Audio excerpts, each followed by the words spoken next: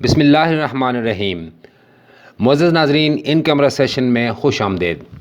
ناظرین، پاکستان میں پانی کے ذخائر کے حوالے سے ورلڈ بینک نے 1960 میں ایک ابتدائی فیزیبلٹی رپورٹ تیار کی تھی جس میں مختلف ڈیموں کی تجویز دی گئی تھی۔ انہی پرانے کاغذوں میں کہیں پوٹھوہار میں دریائے ہرو کے پانیوں کو ذخیرہ کرنے کے لیے دریائے سواں پر بھی ڈیم کی تجویز موجود ہوگی۔ اس ڈیم کی تعمیر سے ماہرین کے مطابق 5000 میگا واٹ روزانہ بجلی حاصل کی جا سکتی ہے، لیکن افسوس کہ ہمارے حکمران اس جانب کبھی توجہ نہیں دے سکے۔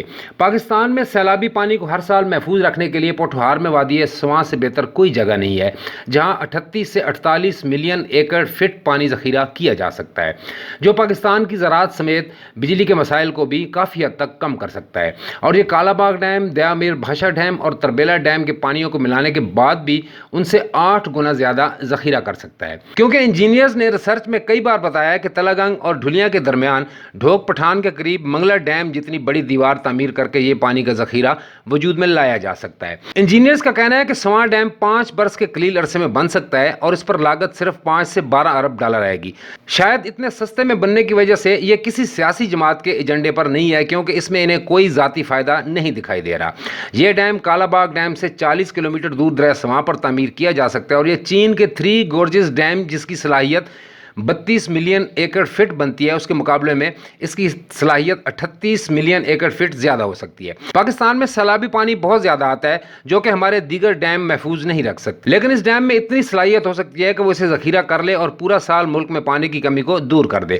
علاوہ ازیں اس پانی سے بجلی کشید کر کے ملک کی معیشت کو بھی سہارا دیا جا سکتا ہے، کیونکہ یہ کالا باغ ڈیم اور دیگر بڑے ڈیموں سے زیادہ بجلی پروڈیوس کر سکتا ہے۔ رفلی اندازہ یہ ہے کہ یہ 5000 میگا واٹ سے زائد بجلی کرے گا۔ اس کے لیے ڈھوک پٹھان جو پنڈی گیب اور تلہ گنگ کے درمیان ایک قصبہ ہے، وہاں پر یہ بند باندھ کر کالا باغ سے 8 گنا اور خطے کا سب سے بڑا ڈیم بنایا جا سکتا ہے۔ اب سوال یہ ہے کہ اس کے لیے اتنا پانی کہاں سے آئے گا؟ تو انجینئرز متعدد بار یہ کہہ چکے ہیں کہ تربیلا ڈیم سے غازی بروتھا طرز پر ایک نہر نکالی جا سکتی ہے۔ یہ نہر 50.3 کلومیٹر طویل ہوگی، جو جنگ باتر میں دریائے ہرو کے مقام پر ایک چھوٹے ذخیرے پر آئے گی، جہاں سے پانی میں آنے والی مٹی کو دریائے ہرو کی طرف موڑا جائے گا، جس سے آگے کی طرف زرخیز زمینوں کا رقبہ وسیع ہو جائے گا اور تربیلا ڈیم میں جمع ہونے والی مٹی کا بھی اخراج بآسانی ہو جائے گا۔ اس کے علاوہ اس کی لائف جو بدستور کم ہو کر 30 برس رہ گئی ہے، تربیلا کی لائف کی بات ہو رہی ہے، وہ بھی بڑھ جائے گی۔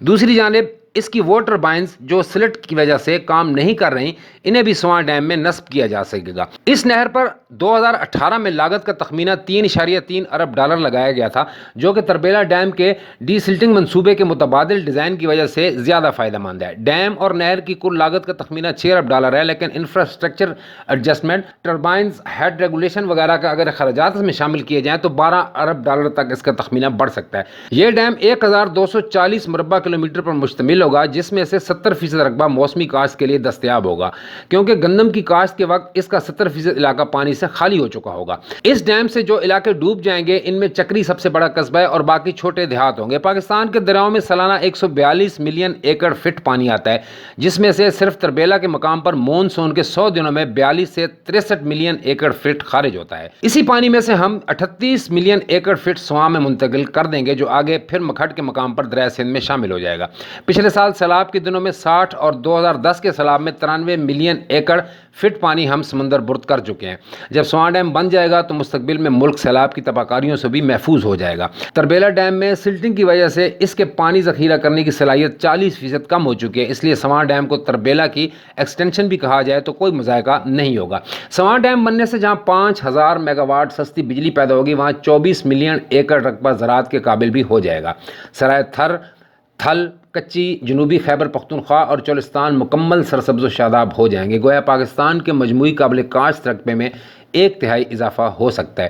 کینیڈا میں مقیم پاکستانی انجینئر انعام الرحمان اس ڈیم کے حوالے سے ہر دور حکومت کو اپنی خدمات پیش کر چکے ہیں، اور یہ جتنی بھی آپ سے گفتگو کی گئی ہے، یہ بھی انہی کے ساتھ بات چیت کر کے ہم آپ سے کر رہے ہیں، لیکن ان کی سنوائی ابھی تک کہیں نہیں ہو رہی۔